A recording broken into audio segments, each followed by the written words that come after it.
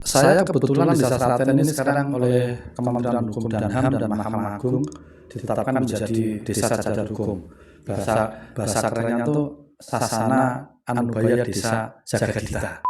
Saya menjabat kepala desa tahun 2006. Itu desa saya itu masih desa IDT. Kenakalan remaja sangat tinggi, dari mereka minum minuman keras, dari mereka suka berjudi. Nah, itu pelan saya dekati pelan-pelan saja untuk komunikasi. Karena waktu itu orang mau investasi di desa sekarang itu takut dengan tingkat kenakalan remaja yang sangat tinggi di desa kami. Hitungan dari Kementerian Hukum dan HAM, hitungan dari Mahkamah Agung, bahwa kasus-kasus kecil yang sampai ke ranah hukum itu biayanya luar biasa, Mas. Itu sangat membebani APBN. Ada beberapa hal yang saya tuh agak represif menangani teman-teman pemuda. Kalau 1, 2 kali, 3 kali saya dekati nggak mau, 4 kali saya masih membuat sebuah action adegan dengan cara saya. Ya, adegan saya pernah saya membubarin judi yang ada di tengah-tengah masyarakat dengan keberanian yang mungkin secara pribadi yang saya miliki. Itu ada judi itu semua saya tak tendangi, semua saya tak percaya semuanya. Tapi setelah itu justru akan menjadi perhatian mereka. Saya bilangnya sederhana, daripada teman-teman itu dibubarkan oleh aparat penegak hukum dan menjadi PMH, jadi perbuatan melawan hukum, di situ nanti ada ancaman hukuman akan diberikan kepada kamu. Mending saya buat seperti ini. Besok pagi dengan orang tamu datang ke kantor, kita selesaikan baik-baik.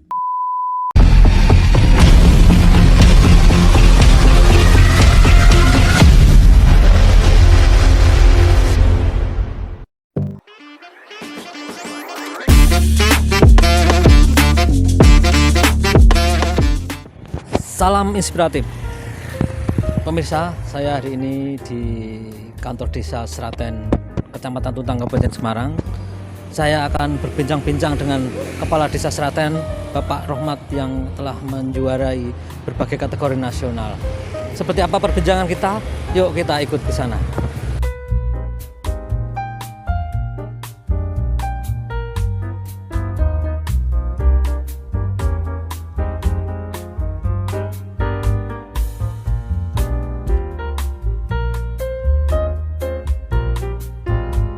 Salam inspirasi. Kembali bertemu dengan saya, dan kali ini saya akan berbincang-bincang dengan tokoh inspiratif yang ada di Kabupaten Semarang dan sekitarnya. Kabupaten Semarang ya. Dan kali ini kita bertemu, atau di depan saya, di samping saya adalah tokoh inspiratif dari Desa Sraten. Namanya sinten, Pak? Monggo. Halo guys, selamat siang. Mas Konduri, terima kasih atas kehadirannya. Saya adalah salah satu mungkin kepala desa di Desa Sraten yang paling muda, Mas. Ya. Saya menjabat mulai tahun 2027. Nama saya Rohmat, kelahiran 10 November tahun 1968. Saya punya istri 1, anak saya 2. Kebetulan saya asli Desa Sraten yang selama ini menjadi naungan saya untuk berkiprah. Ya, jadi bincang-bincang Mas Kunduri siang hari ini, terima kasih kehadirannya di kantor kami. Saya kaget nih panjenengan datang, artinya sesuatu yang mungkin menjadi surprise bagi saya. Tidak ada angin, tidak ada hujan, moro-moro panjenengan datang. Keseharian saya sebagai seorang kepala desa, dulu saya adalah pengusaha, Mas. Pengusaha kecil-kecilan. Ya. Jadi saya hobinya adalah ngopeni wesi amoh. Artinya saya adalah jual beli motor bekas yang sampai sekarang itu masih menjadi bidang jasa tekuni. Sejak kapan, Pak, itu kepala desa? Saya kepala desa mulai tahun 2027. Saya dilantik 2027. Mulai saya dilantik Februari 2027. Belum, ini tahun 2007 bukan 2007 ya, 2007 saya menjabat pertama, dilantik. Terus saya berakhir periode pertama tahun 2013, 6 tahun ya. Saya maju lagi. Waktu itu tidak ada nominator yang maju, saya hanya bercandaan dengan adik saya maju dalam rangka di periode kedua. Ya, kepercayaan masyarakat masih 90% ke saya. Terus di 2018 berakhir periode kedua.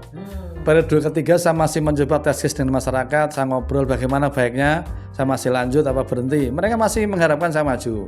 Ada petarung juga dari anak buah saya sendiri, dari Kaur Keuangan. Mereka mencoba untuk mengadu nasib menjadi kepala desa Sraten, tapi ya mereka mungkin masih dalam tahap mereka penjajakan. Saya masih menang ya di atas 90%. Artinya masyarakat merasakan kembali, saya mulai tahun 2018. Sebetulnya saya akan berakhir tanggal 2025 besok Mas. Ya. Tapi karena ada undang-undang baru, Undang-Undang 3 tahun 2024, kami diperpanjang lagi oleh pemerintah Republik Indonesia dan SK dari Pak Bupati sudah kami terima, saya diperpanjang sampai tahun 2027. Artinya rentan panjang saya memimpin Desa Seraten itu banyak cerita suka dan duka. Artinya mungkin ini yang saya ceritakan tadi, sukanya kita mendapatkan penghargaan, tapi sebetulnya dukanya banyak banget. Terus pernah menjabat apa?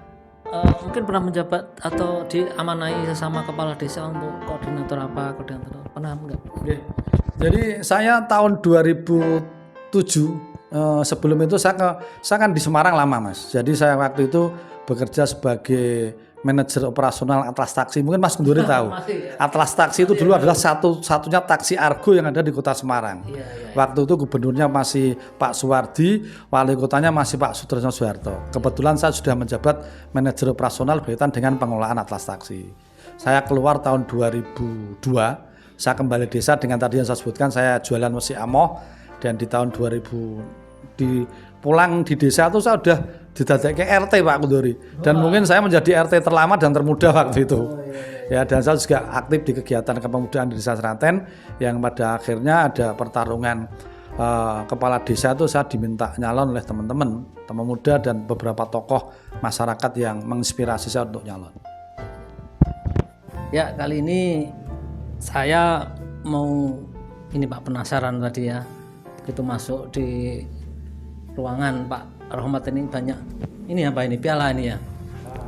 Piala ya Pak? Iya. Apa ini Pak? Mungkin bisa dijelaskan piala apa ini Pak? Yang mungkin satu-satu mungkin Pak ya. Ada 2 piala ini ya. Iya. Monggo Pak, yang mana Pak? Ini Mas Gunduri. Saya kebetulan di Desa Seraten ini sekarang oleh Kementerian Hukum dan HAM dan Mahkamah Agung ditetapkan menjadi desa cadar hukum. Bahasa kerennya tuh Sasana Anubaya Desa Jagadita. Ini pialanya Pak? Ya, ini pialanya. Ini kita dapatkan, kita pelatihan se-Indonesia. Se-Indonesia kita pelatihan di Jakarta, hampir sekitar 1 mingguan kita di sana. Itu dulu nih pendaftarnya se-Indonesia ada 1.500 desa. Diseleksi administrasi dulu, lolos pertama administrasi 750, diseleksi lagi tinggal 350. 350 desa se-Indonesia itu termasuk salah satunya adalah Seraten. Kita diundang oleh Kementerian Hukum dan HAM dan Mahkamah Agung dididik di Discovery Hotel Ancol berkaitan dengan bagaimana mengelola desa itu secara benar berkaitan dengan permasalahan yang ada di masyarakat. Ya, artinya kebetulan alhamdulillah dari pretest, post-test, terus paper yang saya buat, saya terakhir itu selama hampir seminggu di sana, akhirnya saya lolos menjadi salah satu nominator Paralegal Justice Award Academy. Ini sungguh sangat yang luar biasa, tapi ini bisa kami dapat juga karena kerjasama yang baik dengan pemerintah Kabupaten Semarang, dengan Kementerian Hukum dan HAM wilayah Provinsi Jawa Tengah yang memberikan semangat luar biasa kepada kepala desa yang lolos 350 se-Indonesia itu yang dibawa ke Jakarta. Ya, jadi ini prosesnya memang dari individu kepala desa itu diuji, terus bagaimana meramu kegiatan di tengah-tengah masyarakat itu kok sampai masyarakat itu bisa menjadi sadar hukum secara benar. Dan seluruh permasalahan yang ada di Desa Seraten ini bisa kami selesaikan secara musyawarah dan mufakat, dan saya mendapatkan gelar NLP. NLP itu adalah non-legislasi pacemaker. Artinya saya itu menjadi hakim desa yang diakui oleh Kementerian Hukum dan HAM. Oh, hakim desa ya? Hakim desa. Bisa diselesaikan di tingkat desa. Dan sampai naik-naik lagi. Enggak, artinya kita bekerjasama dengan 3 pilar. Oh ya. 3 pilar itu, satu adalah TNI, kedua adalah Polri, ketiga adalah tokoh agama. Manakala ada sebuah permasalahan di tengah-tengah masyarakat, kita kumpul dan permasalahan itu kita urai dulu sebelum kita memanggil para pihak yang bersengketa. Kenapa awalnya seperti itu Pak? Ada kesadaran masyarakat atau Pak jenengan sendiri yang berusaha untuk menyadarkan masyarakat gimana? Jadi gini Mas Gunduri, saya menjabat kepala desa tahun 2006, itu desa saya itu masih desa IDT. Kenakalan remaja sangat tinggi, dari mereka minum minuman keras, dari mereka suka berjudi. Nah itu pelan-pelan saya dekati, pelan-pelan saja untuk komunikasi. Karena waktu itu orang mau investasi di Desa Seraten itu takut dengan tingkat kenakalan remaja yang sangat tinggi di desa kami. Akhirnya berlalunya waktu ya hampir sekitar rentan 3 sampai 4 tahun lah saya mendekati mereka, mendekati seluruh tokoh-tokoh yang ada di Desa Seraten ini, muncullah ide-ide bahwa kita harus bisa komunikasi dengan pemuda, kita harus bisa menyelesaikan permasalahan itu jangan sampai ke ranah hukum. Karena mohon maaf, yang dulu-dulu itu setiap permasalahan di Desa Seraten itu langsung ke ranah hukum, mereka menjadi sebuah tindakan kriminal yang sebetulnya itu bisa diselesaikan. Karena kenapa? Ada program ini ya. Program ini hitungan dari Kementerian Hukum dan HAM, hitungan dari Mahkamah Agung bahwa kasus-kasus kecil yang sampai ke ranah hukum itu biayanya luar biasa, Mas. Itu sangat membebani PBN. Kan betul itu. Dari penyidikan, dari penyelidikan, ya dari penuntutan, dari mereka eksekusi, itu kan mereka semuanya biaya. Akhirnya program ini diluncurkan oleh Mahkamah Agung, diluncurkan oleh Kementerian Hukum dan HAM dalam rangka setiap permasalahan-permasalahan yang kecil itu kalau bisa selesai sampai di desa. Ini tahun berapa? Ini saya mendapatkan tahun 2023. 2023 ya. Mungkin Desa Seraten itu berapa luasnya, latar belakang sosialnya, atau mungkin penduduknya seperti apa? Kok bisa kesadarannya untuk sekarang ini ya, si tahun 2023 atau 2024 mendapatkan penghargaan ini? Ya, jadi Desa Seraten itu ada 7 RW, Mas. Dan 7 RW itu mempunyai karakteristik yang berbeda-beda. Karena memang mayoritas di Desa Seraten ini banyak yang petani, banyak yang pekerja bangunan, banyak yang pekerja pabrik, PNS-nya juga ada, TNI-nya juga ada, Polri-nya juga ada. Makanya ini saya kemas dengan saya pola pendekatan personal di masing-masing wilayah. Jadi tidak bisa, Mas, pola yang saya terapkan di RW 1, saya terapkan di RW 7 nggak bisa. Kebetulan RW 7 adalah kita ada perumahan. Di situ banyak orang yang punya sumber daya manusia yang agak lebih. Beda lagi dengan yang RW sini. Makanya ramuan ini saya godok dengan pola itu tadi, 3 pilar saya libatkan dalam kegiatan pemerintahan. Iya. Ya. Untuk kesadaran masyarakat sendiri untuk diajak maju gimana, Pak? Semangat atau mungkin masih perlu perjuangan? Wah, awalnya berat banget nih. Awalnya berat banget. Jadi saya sempat menjadi waktu itu kayak koboi, Mas Kudori. Ada beberapa hal yang saya tuh agak represif nih, menangani teman-teman pemuda. Kalau 1, 2 kali, 3 kali saya dekati nggak mau. 4 kali saya masih membuat sebuah action adegan. Ya, dengan cara saya, ya dengan saya pernah saya membubarin judi yang ada di tengah-tengah masyarakat dengan keberanian yang mungkin secara pribadi yang saya miliki. Itu ada judi itu semua saya tak tendang, semua saya tak pecahi semuanya. Tapi setelah itu justru akan menjadi perhatian mereka. Saya bilangnya sederhana, daripada teman-teman itu dibubarkan oleh aparat penegak hukum dan menjadi PMH, jadi perbuatan melawan hukum, di situ nanti ada ancaman hukuman yang akan diberikan kepada kamu, mending saya buat seperti ini. Besok pagi dengan orang tamu datang ke kantor kita selesaikan baik-baik. Ya, artinya pola itu ternyata manjur di tengah-tengah masyarakat. Ya, manjurnya karena memang ada sanksi yang kami berikan. Ya, kami sedikit mohon maaf, setiap ada permasalahan itu surat pernyataan itu menjadi dasar kami untuk bertindak. Ya, jadi manakala mengulang lagi perbuatannya, masih melakukan hal seperti itu, otomatis mereka yang nulis sendiri surat pernyataannya. Itu yang menjadi hal terus teman-teman ini koreksi diri berkaitan dengan perilaku yang mereka lakukan di desa. Kemudian tantangan ke depan ini setelah mendapatkan ini kan tentu mempertahankan ya, atau kesadaran ini jangan sampai luntur lagi karena kita dapat piala kemudian lengah begitu, Pak. Gimana untuk menindaklanjuti, mempertahankan lah misalnya? Ini gini, sekarang saya lubah pola pemerintahan yang saya bawa di Desa Seraten ini. Jadi kan kenakalan itu timbul mesti dari arah pemuda, ya. Pemuda saya libatkan langsung berkaitan dengan kegiatan yang ada di desa. Ini beberapa kegiatan ini saya desa cerdas. Desa cerdas itu juga saya libatkan pemuda secara utuh. Sekarang saya buatkan basecamp ini nanti sudah. Dan mereka saya buatkan satu kegiatan di Joglo, itu yang mereka akan bergelut dengan permasalahan di tengah-tengah masyarakat berkaitan dengan kepemudaan, berkaitan dengan pengangguran, berkaitan dengan inovasi-inovasi. Dan di situ nanti akan timbul beberapa gagasan yang mungkin bisa ditindaklanjuti secara makro di Desa Seraten. Terima kasih Pak Rohmat. Tadi kita bicara tentang desa ini ya. Apa ini Pak? Penghargaan apa ini tadi Pak? Anubaya Sasana Jagadita. Anubaya Sasana Jagadita. Saya mendapatkan Paralegal Akademi sebagai paralegal yang diakui oleh Kementerian Hukum dan HAM dan Mahkamah Agung. Oh iya. Nah, ini kan ada 2 piala ya. Tadi kita sudah ngomong yang piala ini gambarnya ini apa? Gambarnya apa ini Pak? Kayak piala Oscar ini. Susah carinya. Ini se-Indonesia nih. Iya. desa. Kemudian ini yang satu kayaknya, yang satu nih ya Pak ya? Ya, ini yang satu dari KPK. Dari KPK, gedung KPK gambarnya ini. Gedung KPK, replika gedung KPK. Oh, ya apa ini Pak? Mungkin bisa dijelaskan. Ya, jadi gini, kebetulan di tahun 2022 itu kami ditunjuk oleh pemerintah Kabupaten Semarang berkaitan dengan desa anti korupsi. Oh, desa anti korupsi. Desa anti korupsi. Ya, saya mulainya dari ini Mas. Ini. Oh iya iya. Ini. Tapi 2017 saya sudah ini. Ada beberapa pendekatan personal dari akademisi. Ya. Terus Pak Bupati mendorong di Kabupaten Semarang harus ada juara yang sampai nasional. Beliau memberikan pembekalan seperti itu. Kebetulan Pak Ngasti Nugraha SMA itu pendekatannya dengan personal teman-teman yang maju waktu itu ada 4 desa. Sraten, Banyu Biru, terus Bergas Kidul, satunya Kadirejo. Ternyata yang lolos tinggal 2, tinggal Sraten dengan Banyu Biru. Alhamdulillah Banyu Biru mendahului kami lolos di tahun 2022. Banyu Biru lolos. Kami masih diberi kesempatan untuk maju di tahun 2023. Dari 2023 ini KPK mensupervisi kembali berkaitan dengan program desa anti korupsi. Alhamdulillah kami dibantu oleh Kominfo, Inspektorat Kabupaten Semarang, Inspektorat Provinsi. Akhirnya supervisi yang dilakukan KPK itu se-Jawa Tengah kami mendapatkan nilai tertinggi. Dan nilai kami itu 98 loh, mendekati sempurna. Wah. Ya, ini luar biasa ini. Ini luar biasa.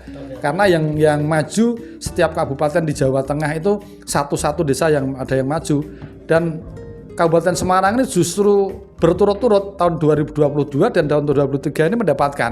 Ini anugerah yang luar biasa.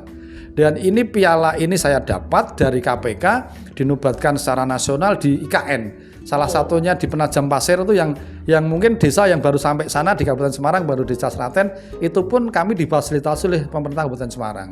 Saya ditemani Pak Bupati sebagai kepala pemerintahan tertinggi Kabupaten Semarang, ada beberapa kepala dinas yang mengikuti karena memang program ini adalah program nasional dan penjabarannya Mas Kudori. Ini nanti di AK pemerintah pusat berdasarkan Kementerian Keuangan itu akan naik manakala ada bobot desa anti korupsi yang semakin banyak yang ada di masing-masing wilayah. Makanya setelah tahun 2023 secara nasional KPK memberikan pemahaman itu, sekarang beban pemerintah provinsi dan pemerintah kabupaten itu harus bisa memperluas jaringan desa anti korupsi. Ya, luar biasa sambutan Pak Bupati waktu itu. Begitu beliau pulang dari IKN dengan kami, akhirnya beliau menobatkan lagi ini uji coba di tahun 2024 ada 20 desa yang sekarang ini untuk jadikan ankor. Jadi desa anti korupsi. Ini sudah mulai berjalan proses-prosesnya. Banyak yang belajar juga di tempat kami di Desa Banyu Biru dalam rangka untuk itu tadi menjadi desa anti korupsi yang sebenarnya. Karena memang ini menjadi tuntutan zaman. Ya, alhamdulillah afirmasi kinerja yang diberikan. Saya ini juara di Permerah Provinsi Jawa Tengah. Waktu itu gubernurnya masih Pak Ganjar Pranowo, saya mendapatkan tambahan alokasi 200 juta. Terus ini saya dari Kementerian Keuangan mendapatkan kegiatan berkaitan dengan prestasi kerja, saya mendapatkan 144. Itu semua menjadi dorongan-dorongan semangat kami dengan teman-teman di pemerintah Desa Sraten untuk selalu melakukan kegiatan-kegiatan yang sesuai dengan regulasi, sesuai dengan kehendak masyarakat lewat musrenbang dusun, lewat musrenbang desa. Jadi kita betul-betul bottom up yang kita lakukan, tidak top down. Artinya mereka akan menerima sesuai dengan apa yang diminta berkaitan dengan hasil pembangunan maupun kegiatan-kegiatan yang desa kami. Desa anti korupsi tadi Pak ya. Mungkin apa sih yang dilakukan supaya dikategorikan sebagai desa anti korupsi? Keseharian itu seperti apa? Penataan pemerintahan, dana, transparansi segala macam, seperti apa yang dilakukan di sini Pak, di Desa Sraten ini? Jadi Mas Kundori ya, jadi ada 5 indikator berkaitan dengan desa anti korupsi dengan 18 item penjabaran. 18? Ya 18, itu harus semua terpenuhi berkaitan dengan pengelolaan keuangan. Tapi yang paling pokok adalah kalau saya melihat itu satu, berkaitan dengan masing-masing pribadi, berkaitan dengan penyelenggaraan pemerintahan. Utamanya seperti apa? Berkaitan dengan hati itu ditata dulu. Bagaimana kamu menjadi seorang pemimpin? Pemimpin itu akan dicintai rakyatnya manakala kita punya integritas.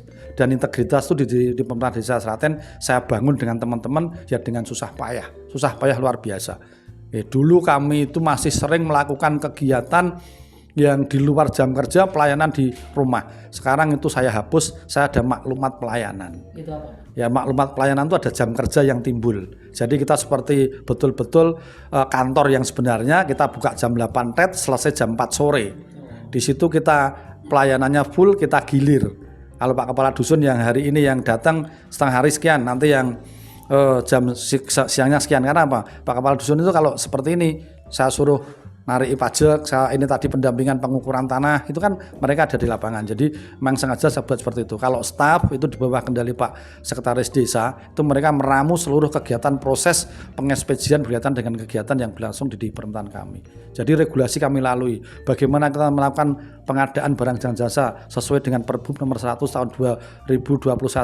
Pengadaan barang dan jasa di desa itu minimal ada 3 penyedia jasa yang diundang untuk ikut melakukan kegiatan pengadaan barang dan jasa. Mereka silakan bertarung, ngisi berkaitan dengan lelang secara tertutup. Misalnya saya ada pekerjaan pembangunan talut dengan volume sekian meter, sekian kubik, ada dibutuhkan pasir sekian kubik, batu sekian kubik, semen sekian kilo dengan tenaga kerja sekian. Artinya asas dana desa itu selalu kami kupas tuntas habis biar tidak melebar ke mana-mana. Artinya dana desa itu diberikan oleh pemerintah pusat dalam rangka peningkatan kesejahteraan untuk masyarakat desa. Ya, jadi kita akan bahasa Jawane nguwongke uwong yang punya usaha di Desa Seraten ini untuk ikut berpartisipasi aktif berkaitan dengan pengelolaan dana desa sekaligus kegiatan-kegiatan pembangunan. Ya Pak, tadi mungkin bisa dilanjutkan lagi kiprah ini KPK ya. Ya. Seperti apa lagi nanti kita keuangannya segala macam transparan atau mungkin pelayanan yang lebih mudah pakai aplikasi atau pakai apa yang masyarakat bisa mengakses dimanapun kalau ingin mengurus kependudukan di sini atau hal-hal seperti ini. Mungkin bisa dijelaskan lebih lanjut. Ya, terima kasih. Jadi transparansi berkaitan dengan kegiatan Mas Kudori. Ya, itu setiap kegiatan yang ada di dusun sebelum pengerjaan itu kita kumpulkan tokoh-tokoh masyarakat, kita kumpulkan orang-orang yang mau bekerja. Kita jelaskan di sini bakal ada kegiatan pembangunan drainase dengan volume sekian, dengan hari kerja sekian, dengan jumlah tenaga kerja yang dihitung berdasarkan volume sekian. Itu kita berikan pemahaman. Monggo siapa yang mau ikut bekerja, monggo yang mau ikut berkaitan dengan pengadaan barang dan jasanya silahkan untuk daftar ke desa. Itu dengan pola keterbukaan seperti itu ternyata mereka punya rasa andarbeni. Itu yang berkaitan dengan keterbukaan kita mempunyai kegiatan. Jadi dananya itu disebutkan, pembangunan ini dengan dana 100 juta, peruntukannya untuk apa? Pajaknya berapa? Dana operasionalnya berapa? Itu kita sebutkan. Ya, mereka akan antusias. Terus berkaitan dengan pelayanan, kebetulan kita sudah bisa pelayanan secara digital. Saya membuat namanya e-office desa. Jadi manakala ada orang yang di Jakarta, ada yang di Surabaya, apa di luar kota, mereka butuh pelayanan surat menyurat, itu bisa di-print di tempat mereka. Artinya ada nomor WA yang bisa dihubungi dan di situ nanti tinggal mereka dari WA itu nanti ada jawaban dari pemerintah desa kami yang dikelola oleh tim operator. Dia meminta surat apa, tinggal ketik, habis itu ketik nama dan lain-lain, kirim ke kami kembali, kami koreksi, terus nanti saya tanda tangan secara elektronik dan bisa dicetak di mana-mana. Mungkin ini kan sebuah prestasi yang luar biasa Pak ya di tingkat Indonesia malahan ya, bukan hanya Jawa Tengah ya.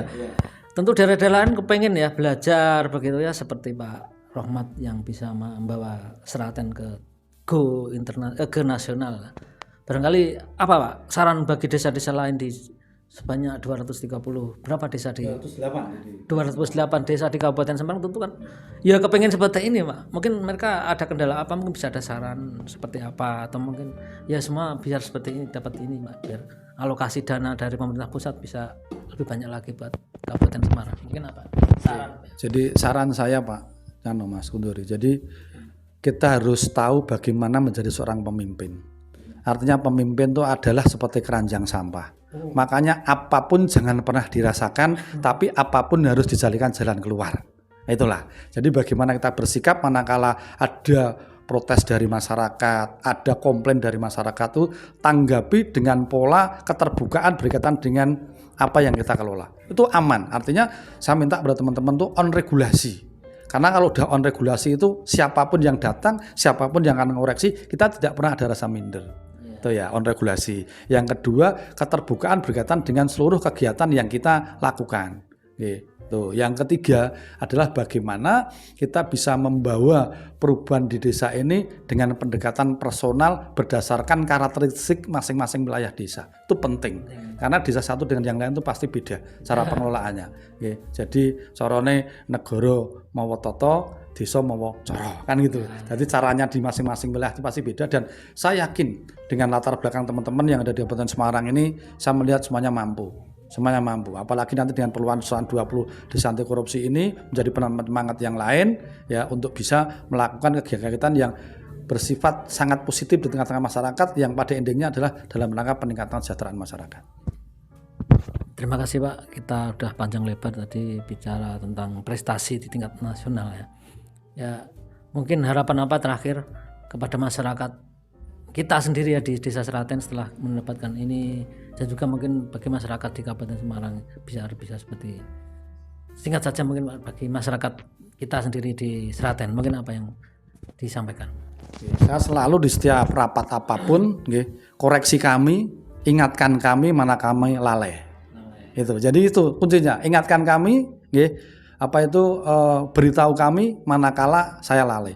Dan saya selalu ngomong dengan masyarakat, ojo grundelan, tapi bagaimana jenengan bisa memberikan masukan terbaik untuk desa, dan itu yakin akan kami lakukan proses-proses berkaitan dengan usulan-usulan maupun koreksi-koreksi dari masyarakat. Terima kasih Pak Rohmat atas bincang-bincang kita. Mungkin kita akan bertemu lagi di kesempatan yang akan datang untuk kembali menunggu prestasi-prestasi lagi nih Pak.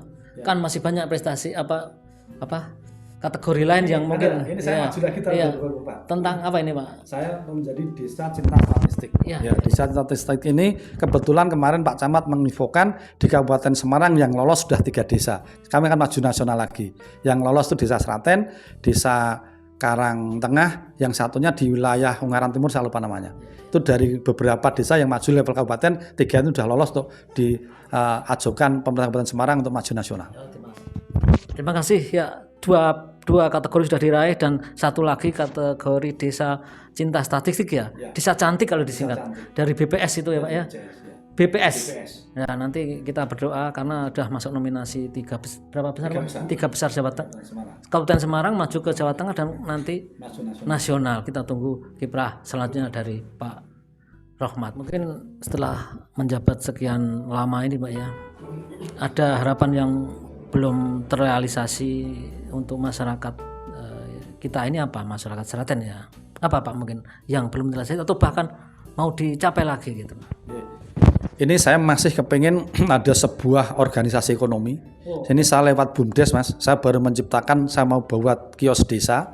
Ini sudah mau saya mulai bulan depan, dan kios desa nanti yang mengelola BUMDes dengan pola saya kemitraan dengan seluruh UMKM yang ada di Desa Seraten.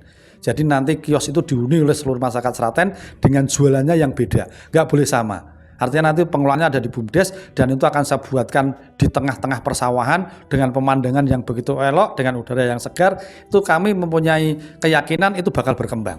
Jadi ini embrio pertama akan saya lakukan di tahun 2024, dan pengembangannya akan saya lakukan kemarin musyawarah desa sudah saya sampaikan kepada masyarakat, mereka apresiasi untuk itu dilanjutkan sampai sempurna. Terima kasih, demikian tadi perbincangan kami dengan Kepala Desa Seraten Bapak Rohmat. Dari bincang inspiratif, beliau adalah tokoh yang telah berhasil membawa desa ini ke ranah nasional, menjuarai berbagai kategori juara, baik desa anti korupsi dan desa apa ini Pak tadi? Paralegal Justice Academy.